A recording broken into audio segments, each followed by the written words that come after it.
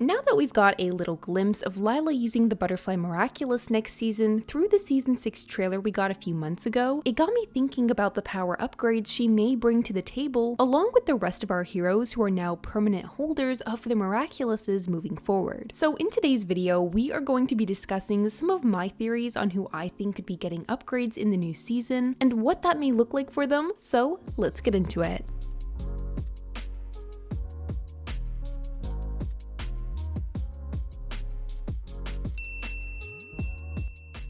In Season 4, a popular theme was power upgrades occurring, and both Kwamis and humans learning the extent to their powers, or more so, the infinite possibilities. In the episode Mr. Pigeon 72, Ladybug is determined to discover a solution to prevent akumatizations from happening, which is when Alia takes over and discovers that there was no answer in the spellbook because it only contains information on what the Guardians had learned so far, meaning the possibilities for any and all Miraculouses are endless. What matters is the holder not limiting themselves and growing along the way, which is when Ladybug is able to grant herself a new suit for every time she summons up her lucky charm, and allows for her to give victims their personalized magical charm, which we would come to later learn in Season 5 is more than just a regular barrier against Akumas, but even a shield that feeds off of positive emotions, allowing for it to become even stronger. Later on in Season 4, during the episode Gabriel Aggress, after Gabriel receives his very own magical charm, he finally comes to question how Ladybug was capable of creating this, and whether or not the book was only a chronicle of what had been discovered up until now. This is why towards the end of the season, in the episode Dearest Family, he is finally able to overcome Ladybug's magical charms and create his own counter power upgrade against them, thanks to Natalie's support and his overwhelming emotions of anger and despair. Now, you may be wondering what any of that has to do with my theories, but it's our starting point and base when it comes to understanding the simplicity of power upgrades. The only limits are the ones you put on yourself, and emotions are a huge result in upgrades coming to fruition. Cat Noir is a character who has been overdue for an upgrade to this extent for some time now, and while it was great to see him be included in the upgrade introduced to us in the episode Revolution, which now allows for Ladybug and Cat Noir to use their powers an infinite amount of times before detransforming, it begs the question how this could come into play for Cat Noir receiving even more benefits from it. By now, I'm sure many of us are familiar with the old PV concepts for Miraculous, some of which entail concepts of both Ladybug and Cat Noir's powers at the time. I find it fascinating how Cat Noir's cataclysm has been described to be more than just destruction over time. Not only in these concepts does it mention that the early Black Cat abilities are largely divided into what was called Black Storm and Black Hole, but both abilities allow the Black Cat user to disrupt, destroy, and bring misery to their enemies. These concepts look incredible, and the fact that these could give Cat Noir the advantage of fighting from a distance is something that could really elevate his powers moving forward. Even in the past, Thomas has gone out of his way to reply to users on Twitter to explain that a cataclysm doesn't just destroy, but also can result in misfortune, which is something I'd like to see more of. I've also considered the possibility a numerous amount of times of Adrien/Cat Noir learning the truth about his father and everything that went down, resulting in strong emotions